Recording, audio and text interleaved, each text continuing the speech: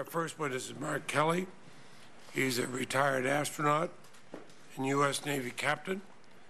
Captain Kelly recently co-founded Americans for Responsible Solutions.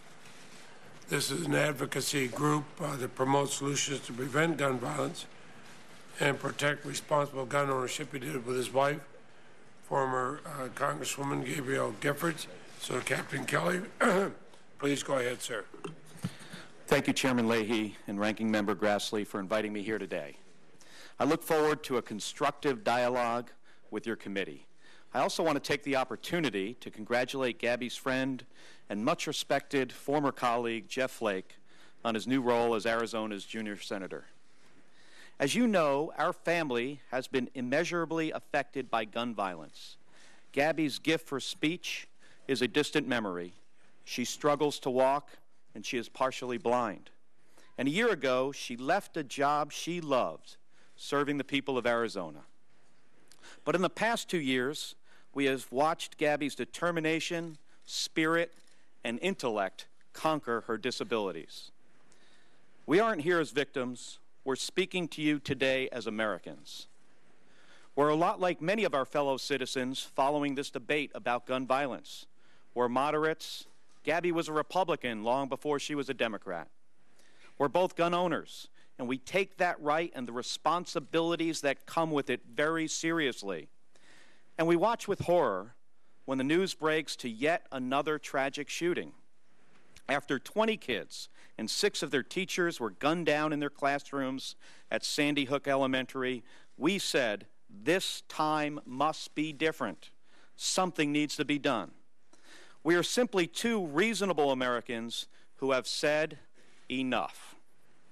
On January 8th of 2011, a young man walked up to Gabby at her constituent event in Tucson, leveled his gun, and shot her through the head. He then turned down the line and continued firing. In 15 seconds, he emptied his magazine. It contained 33 bullets, and there were 33 wounds. As the shooter attempted to reload, he fumbled. A woman grabbed the next magazine, and others restrained him. Gabby was the first victim. Christina Taylor Green, 9 years old, born on 9/11 of 2001, was shot with the 13th bullet or after, and others followed. The killer in the Tucson shooting suffered from severe mental illness, but even after being deemed unqualified for service in the Army and expulsion from Pima Community College, he was never reported to mental health authorities. On November 30th of 2010, he walked into a sporting goods store, passed a background check, and walked out with a semi-automatic handgun. He had never been legally adjudicated as mentally ill, and even if he had, Arizona at the time had over 121,000 records of disqualifying mental illness that it had not submitted into the system. Looking back, we can't say with certainty, only if we had done this, this would have never happened. There isn't just one thing that would have prevented the Tucson shooting from being written into the history books. Gabby is one of roughly 100,000 victims of gun violence in America each and every year. Behind every victim lays a matrix of failure and inadequacy in our families, in our communities, in our values, in our society's approach to poverty, violence, and mental illness, and yes, also in our politics and in our gun laws. One of our messages is simple. The breadth and complexity of gun violence is great, but it is not an excuse for inaction. There's another side to our story. Gabby is a gun owner, and I'm a gun owner.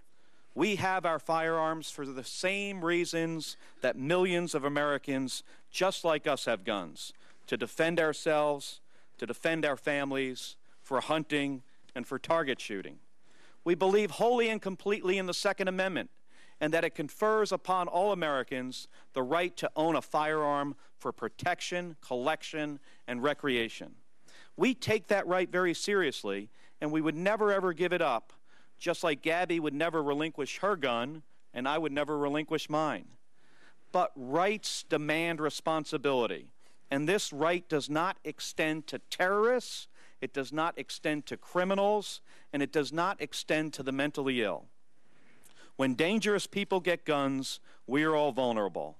At the movies, at church, conducting our everyday business, meeting with a government official, and time after time after time, at school, on our campuses, and in our children's classrooms. When dangerous people get dangerous guns, we are all the more vulnerable. Dangerous people with weapons specifically designed to inflict maximum lethality upon others have turned every single corner of our society into places of carnage and gross human loss. Our rights are paramount, but our responsibilities are serious. And as a nation, we are not taking responsibility for the gun rights that our founding fathers have conferred upon us. Now, we have some ideas on how we can take responsibility. First, fix gun background checks. The holes in our laws make a mockery of the background check system. Congress should close the private sales loophole and get dangerous people entered into that system. Second, remove the limitations on collecting data and conducting scientific research on gun violence. Enact a tough federal gun trafficking statute. This is really important. And finally, let's have a careful and civil conversation about the lethality of firearms we permit to be legally bought and sold in this country. Gabby and I are pro-gun ownership. We are also anti-gun violence. And we believe that in this debate, Congress should look not towards special interests and ideology, which push us apart, but towards compromise, which brings us together. We believe whether you call yourself pro-gun or anti-gun violence, or both, that you can work together to pass laws that save lives. Thank you. Thank you.